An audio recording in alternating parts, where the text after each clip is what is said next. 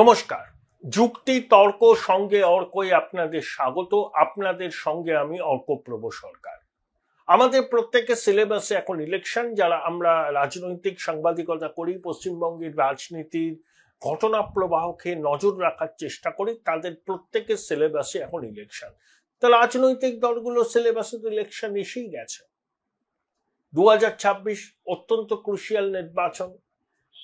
ফলাফল কি হবে তা নিয়ে নানা রকম পণ্ডিত নানা রকম বিচার বিশ্লেষণ করছেন।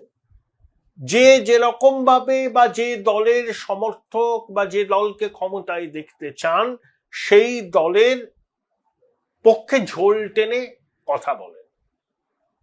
আমি আপনাদের কিছু ফ্যাক্টস এন্ড ফিগার্স দিই। প্রথমে আসি বাম কংগ্রেস।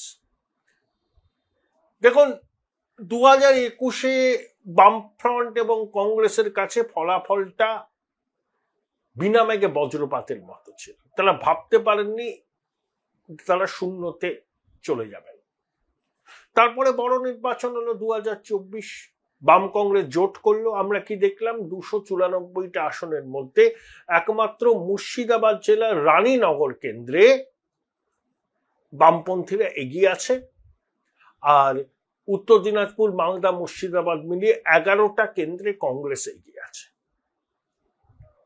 তাহলে বাম কংগ্রেস নেতৃবৃন্দের যদি 2026-এ দাগ কাটার মতো ফলাফল করতে হয়, মানে শূন্যের গেরো কাটাতে হয়, তাহলে কিন্তু তাদের এখন থেকেই নির্বাচনী রণনীতি তৈরি করা উচিত।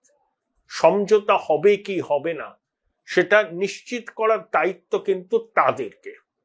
তারা কিছু আসন বেছে নেন, সেই আসনে তারা কনসেন্ট্রেট করবে, না হলে কিন্তু তারা শূন্যের গেরো কাটাতে পারবেন না। আর লোকসভা নির্বাচনের নিরিখে একটা আসনে বামেরা এগিয়ে, 11টা আসনে কংগ্রেসে গিয়ে লোকসভা নির্বাচনের প্রেক্ষিতটা আলাদা, বিধানসভা নির্বাচনের প্রেক্ষিতটা আলাদা। 2019 সালে লোকসভা নির্বাচনে কংগ্রেস 2টো আসন পেয়েছিল, যেমন ডালুবাবু জিতেছিলেন, অধীর বাবু জিতেছিলেন, কিন্তু 21-এ বাম কংগ্রেস ধুয়ে মুছে সাফ হয়ে গেল। মুর্শিদাবাদ, মালদা, উত্তর দিনাজপুর কোথাও তারা খাতা খুলতে পারল না। যে সংখ্যালঘু ভোটকে বামেরা এবং কংগ্রেসীরা টার্গেট করেছিলেন, তারা কিন্তু মুখ ফিরিয়েছিল বাম কংগ্রেসের থেকে, কারণ তারা মনে করেছিলেন যে বিজেপি বিরোধী লড়াইয়ে তৃণমূল অনেক এগিয়ে আছে তাদের থেকে। সেই অবস্থার কি পরিবর্তন হয়েছে? আমার ধারণা দক্ষিণবঙ্গে ধর্মীয় সংখ্যালঘুরা মানে মুসলমানরা একচেটিয়া তৃণমূলকে ভোট দেবে, কিন্তু মুর্শিদাবাদ থেকে শুরু করে মালদা, উত্তর দিনাজপুর, দক্ষিণ দিনাজপুর, এই জায়গাতে কিন্তু তৃণমূল একচেটিয়া ভোট পাবে না। মুর্শিদাবাদে এবারে একচেটিয়া ভোট তৃণমূল পাবে না, কারণ ওখানে এমন কিছু আসন আছে যেখানে ধর্মীয় সংখ্যালঘুরা 60 থেকে 65%। তখন তাদের কাছে অপশন আছে যে বিজেপিকে রুখতে শুধু তৃণমূল কেন, বাম কংগ্রেসকেও ভোট দিতে পারি। বামপন্থীরা জিতলে, কংগ্রেসীরা জিতলে আর কোনোভাবে তো ভাই বিজেপির সঙ্গে যাবে না। এই বিষয়টা তাদের মাথায় থাকতে পারে। কিন্তু যেখানে সংখ্যালঘুরা 25 থেকে 28%-এর মধ্যে, নিশ্চিন্তে থাকুন, লক স্টক অ্যান্ড ব্যারেল তারা তৃণমূলকে ভোট দেবে। তাই যে ওই 74টা আসন আছে যেখানে মুসলমানরা সংখ্যা গরিষ্ঠ, সেখানে ধরুন ওই 68-70টার মতো আসনে তৃণমূল জিতবে। সম্প্রতি তৃণমূল থেকে বলা শুরু হয়েছে বিজেপি 50টার নিচে আসন পাবে। কোথা থেকে তারা এই সমীক্ষা পেয়েছেন তারাই জানেন, আমি বলতে পারবো না। আমি কিন্তু আপনাদের বাস্তব বলছি। লোকসভা নির্বাচনকে যদি মাপকাঠি ধরেন, বিজেপি 95টার বেশি আসনে এগিয়ে আছে। 121টা পুরসভার মধ্যে 2/3 পুরসভায় তারা এগিয়ে আছে, এবং হিন্দু ভোটের মেরুকরণ বিজেপির পক্ষে গেছে 55 থেকে 56%। তারপর বাংলাদেশের ঘটনা, মালদার ঘটনা, মুর্শিদাবাদের ঘটনা, পেহেলগামের ঘটনা, অপারেশন সিন্দুর হিন্দু ভোটকে সংহত করেছে, আরো সংহত করেছে। তৃণমূল পরীক্ষা দেয় 100 নম্বরে, বিজেপি পরীক্ষা দেয় 70 নম্বরে। সম্প্রতি যে কালীগঞ্জের উপনির্বাচন হলো, বিজেপি ভোট পেয়েছে 52,000-এর একটু বেশি, সবকটা হিন্দু ভোট। 111টা ওয়ার্ডের মধ্যে 101 বুথের মধ্যে হিন্দু অধ্যুষিত 110টা বুথে বিজেপি এগিয়ে। আবার তৃণমূল ধর্মীয় সংখ্যালঘুদের 84% ভোট পেয়েছে। হিন্দু ভোট তৃণমূলের দিকে গেছে, খুবই অল্প, বামেরাও কিছু পেয়েছে কিন্তু খুবই অল্প। সংখ্যাগরিষ্ঠ হিন্দুরা কিন্তু বিজেপিকেই বেছে নিয়েছে। এই প্রবণতা শুধু কালীগঞ্জের ক্ষেত্রে নয়, হিন্দু অধ্যুষিত কেন্দ্রগুলোতে এই প্রবণতা সর্বত্র দেখা যাবে। যেখানে মুসলমানরা 25-28%, সেখানেও হিন্দুরা কনসলিডেট করবে। আর যেখানে হিন্দুরাই সংখ্যাগরিষ্ঠ, মানে এগুলোতেও সংখ্যাগরিষ্ঠ, যেখানে মুসলমান ভোটার হয়তো 5%, 8%, সেখানে হিন্দু ভোটের সিংহভাগ মেরুকরণ হবে বিজেপির পক্ষে। তাহলে কোনো অঙ্কেই বিজেপি 50-এর নিচে যাবে না। এটা বোঝবার জন্য বিরাট জ্ঞানী, বিরাট পণ্ডিত হওয়ার দরকার নেই। বামফ্রন্ট সরকার তাদের তৃতীয় নির্বাচনে 254টা আসন পেয়েছে 87 সালে। তৃণমূল কংগ্রেস তাদের তৃতীয় বিধানসভার পরীক্ষায় 215টা আসন পেয়েছিল। তারপর কি হলো? নিয়োগ দুর্নীতি সামনে এলো, প্যানেল বাতিল হলো, পার্থ মানিক জেলে গেল, অনেক আমলা জেলে গেলেন, 2-1 বিধায়ক জেলে গেলেন। এবার তো প্রাথমিকটা আসছে, শুনছি নাকি ঢাকি সহ বিসর্জন হয়ে যাবে। কেন্দ্রীয় প্রকল্পের টাকা পাওয়া যাচ্ছে না, রাজ্যে শিল্প নেই, নারী নিগ্রহের ঘটনা প্রতিদিন ঘটছে, আর্চিকর থেকে কসবা থেকে ক্যানিং থেকে বীরভূম, প্রতিদিনই হচ্ছে। রাজ্যের ভাড়ার বলে কিছু নেই, ডিএ দিতে পারছে না, বাজার থেকে ঋণ করেই যাচ্ছে, সমস্ত প্রকল্প বন্ধ। শুধু সরকারি খরচ চালাবার জন্য যে অর্থ, সেটা অর্থ দপ্তর অনুমোদন দিচ্ছে, বহু ঠিকাদার কাজ করে পেমেন্ট পাচ্ছেন না। এই তো বর্ষা, দেখবেন রাস্তাঘাটের কি হাল হবে। আর কেন্দ্রের সঙ্গে পায়ে পা লাগিয়ে ঝগড়া, এই তো পরিস্থিতি। আর 15 বছরের প্রতিষ্ঠান বিরোধিতা। তৃণমূলের অভ্যন্তরে কটা যে গোষ্ঠী কেউ জানে না, বহু গোষ্ঠী। এর প্রভাব ভোটে পড়বে। দেখুন, শহরাঞ্চলের মানুষ তৃণমূলের থেকে মুখ ফিরিয়ে দিয়েছে। আপনি লক্ষ্মীর ভান্ডার দিয়ে কতটা ঠেকাতে পারবেন? আরে লক্ষ্মীর ভান্ডার বলুন, অন্নপূর্ণা ভান্ডার বলুন, পশ্চিমবঙ্গের মানুষ জানেন যে যেই সরকার করুক না কেন এই ধরনের প্রকল্প বন্ধ হবে না। এই সরকার মানে তৃণমূল সরকার যদি 200 টাকা বাড়ায় তাদের ভোট অ্যান্ড অ্যাকাউন্ট বাজেটে 2026-এর গোড়ায়, তো বিজেপি প্রতিশ্রুতি দেবে আমরা 3,000 টাকা করে দেব।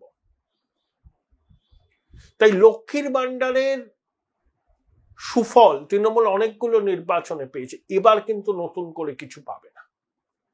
আপনি বরাদ্দ বাড়ালেও পাবেন না, কারণ এই খবরটা ডিসকাউন্ট হয়ে গেছে। যে দলই ক্ষমতায় আসুক সেই দল এই প্রকল্প চালাবে, প্রয়োজনে বিজেপি আসলে বরাদ্দ বাড়াবে। তাই পশ্চিমবঙ্গের মাতৃশক্তির কাছে তৃণমূলই এই লক্ষ্মীর ভান্ডারের জন্য একমাত্র বিকল্প নয়। অনেক রাজনৈতিক দল আছে ক্ষমতায় আসলে তারা দেবে, বিজেপি তো দেবে বলেই দিয়েছে। Join Indian Institute of Hotel Management now. Right choice, right decision. শুধু ধর্মীয় সংখ্যালঘুদের মেরুকরণ আর বেনিফিশিয়ারি দিয়ে বারবার হয় না। তাহলে 294টা আসনের মধ্যে 74টা আসনে মুসলমানরা সংখ্যাগরিষ্ঠ, সেখানে 70-এর কাছাকাছি আসন তৃণমূল পাবে। বাকি রইল 220টা।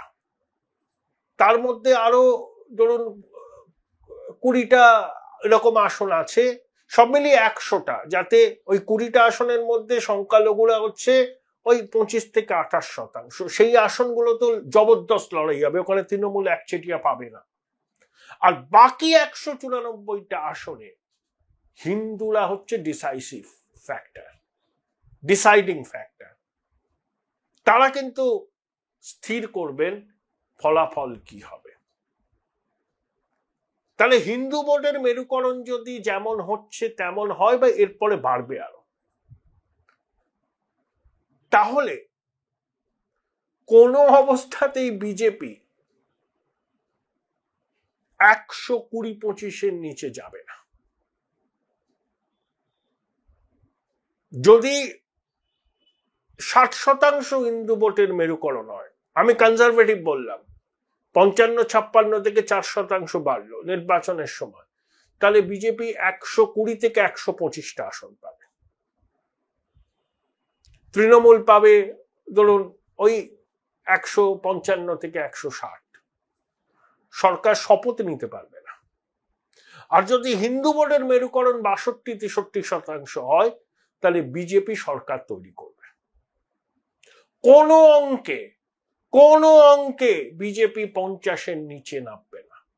এগুলো ন্যারেটিভ তৈরি করার জন্য বলা। আমি এর মধ্যে দোষ দিই না, কেন বলবে না তৃণমূল? তারা তো বিভ্রান্ত করার চেষ্টা করবে, বিজেপির কর্মী সমর্থকদের মনোবল ভাঙবার চেষ্টা করবে। এটা তো রাজনৈতিক লড়াই, এ তো চলবেই, এর মধ্যে কোনো অন্যায় নেই। বিজেপিও বলছে 26 পেরোবে না তৃণমূল, কিন্তু বাস্তব হচ্ছে এটাই। দেখুন, আরজিকর কাণ্ডের পর আন্দোলনের রাশটা কিন্তু নিয়েছিল বামেরা। কসবা কাণ্ডের পর বিজেপি কিন্তু পথে নেমেছে। বিজেপির সভাপতি জেপি নাড্ডা একটা টিম পাঠাচ্ছেন। শুভেন্দু 1 সপ্তাহ ধরে নারী সুরক্ষা অভিযান করবেন সারা বাংলা জুড়ে। 29শে জুন আমরা কি দেখলাম? গোলপার্ক থেকে গড়িয়াহাট মোড়ে বিজেপির যে মিছিল হলো, তারপরে ম্যাটাডোরে দাঁড়িয়ে শুভেন্দু বক্তব্য রাখলেন, প্রচুর মানুষ ছিল। আবার নাগরিক সমাজও পথে নেমেছিল।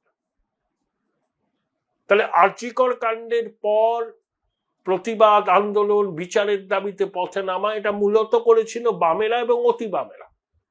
বিজেপি ভিড়তে পারেনি, বরঞ্চ অভিজিৎ বাবু থেকে শুরু করে ঋতুপর্ণা, আরো অগ্নিমিত্রা, অনেকেই যখন গিয়েছিলেন তখন গো ব্যাক শুনেছেন। এবার কিন্তু তৃণমূল, এই বিজেপি আগে ভাগেই বিষয়টা নিয়ে সরব হয়েছেন শুভেন্দু অধিকারীর নেতৃত্বে। এই হচ্ছে বর্তমান পরিস্থিতি। আমার মতে, আমার রাজনৈতিক মত থাকতে পারে, সেটা সম্পূর্ণ ডিফারেন্ট, প্রত্যেকের আছে। কেউ তৃণমূলের সমর্থক, কেউ বিজেপির সমর্থক, কিন্তু আমি যে কথাগুলো আপনাকে বললাম এটা কিন্তু আমার মতে খুবই লজিক্যাল, কারণ এটাই বাস্তব। এর বাইরে কিছু হওয়ার সম্ভাবনা নেই। যদি না তৃণমূলের পক্ষে বিরাট হাওয়া ওঠে, সেই হাওয়াটার সম্ভাবনা নেই। আবার বিজেপির পক্ষে যদি ঝড় ওঠে, তাহলে এই সমস্ত হিসেব নিকেশ মিলবে না। পরিশেষে বলি, একটা নতুন ছবি এসছে তরুণ পরিচালক অভিরূপ ঘোষের পরিচালনায়, মৃগয়া, ক্রাইম থ্রিলার। যারা এই ছবিটার সঙ্গে যুক্ত তারা প্রত্যেকেই নিজ নিজ ক্ষেত্রে প্রতিষ্ঠিত। তারা একটা ভেঞ্চার নিয়েছেন। এরা আমার বন্ধু নয়, কিন্তু পরিচিত। আপনারা যদি মনে করেন, অনেক কাগজে দেখছি তাদের রেটিংটা ভালোই দিয়েছে, এই ছবিটা হলে গিয়ে দেখতে পারে।